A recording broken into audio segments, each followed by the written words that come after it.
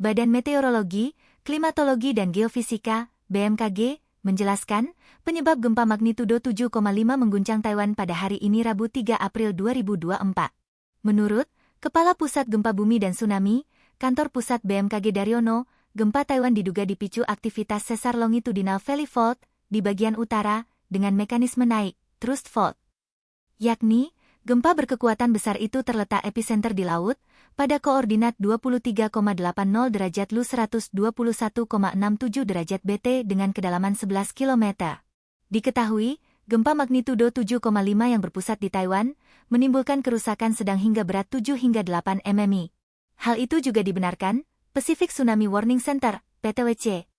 Yakni, bencana tersebut merupakan jenis gempa dangkal, yang diduga dipicu oleh aktivitas subduksi lempeng, di palung Ryukyu Trench, dengan mekanisme sesar naik.